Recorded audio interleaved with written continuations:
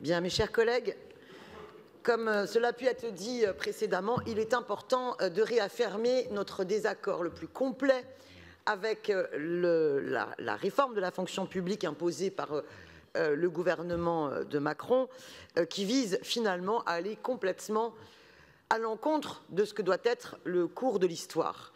Le cours de l'histoire et de la lutte sociale doit être celle de la réduction du temps de travail. Réduire le temps de travail pour émanciper du travail. Réduire le temps de travail parce qu'il y a une vie en dehors du travail. Réduire le temps de travail parce que lorsque nous travaillons moins, nous sommes bien plus nombreux à travailler. Réduire le temps de travail parce que l'ensemble des gains de productivité qui ont été faits pendant toutes ces dernières années doit permettre à celles et ceux, grâce à qui ces gains ont été acquis, de pouvoir réduire leur temps de travail.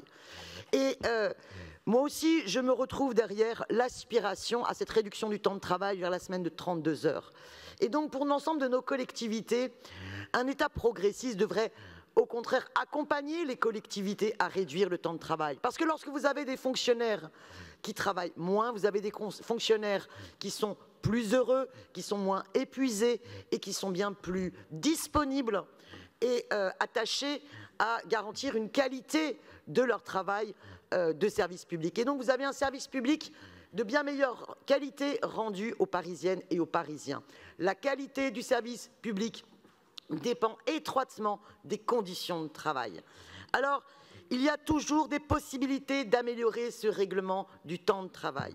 Je redis d'ailleurs les amendements que je relaye, qui sont issus des travaux des organisations syndicales, dont je salue la détermination, vu le nombre de mobilisations, de jours de grève et de temps passé pour essayer de faire avancer et de convaincre sur un certain nombre d'améliorations.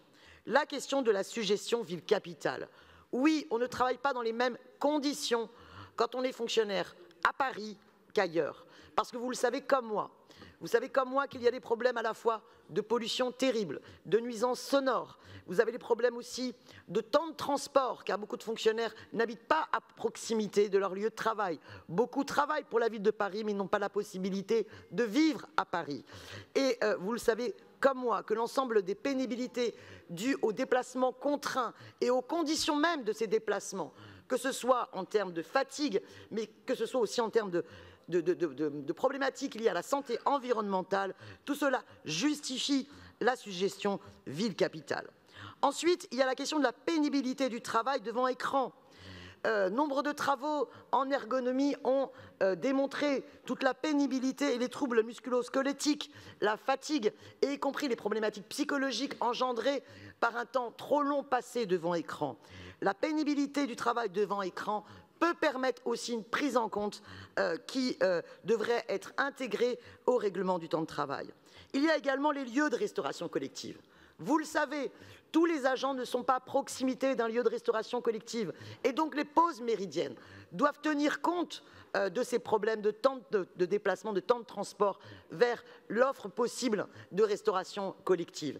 Et tous ces éléments-là doivent pouvoir nous permettre, si on adopte ces amendements présentés, ceux que je présente et ceux que présente notamment le groupe communiste, eh bien, de pouvoir faire en sorte que malgré le scandale de cette réforme de la fonction publique, où l'objectif du gouvernement n'est pas d'améliorer les conditions de travail, ni même d'améliorer le service public, mais au contraire de voler les agents de leur temps de repos, voler les agents de leurs jours de congé, acquis et conquis de haute lutte.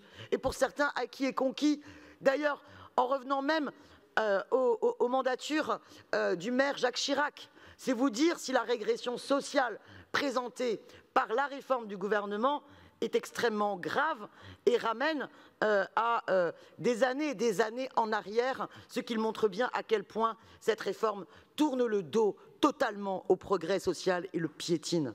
Alors oui, il faut que cela cesse, il faut se donner tous les moyens pour que le règlement du temps de travail de la ville de Paris respecte les agents, pour respecter les services publics et respecter in fine les Parisiennes et les Parisiens. Voilà pourquoi je vous appelle à soutenir ces différents amendements. Je vous remercie. Merci beaucoup. La parole est à Jérôme Glaise pour 5 minutes maximum. Je suis déçu, Madame Diane Simonet n'a pas dit qu'à part le 10 juin tout allait changer, que nous allons pouvoir revenir sur la réforme. Alors oui, comme le disait Madame Berkeley,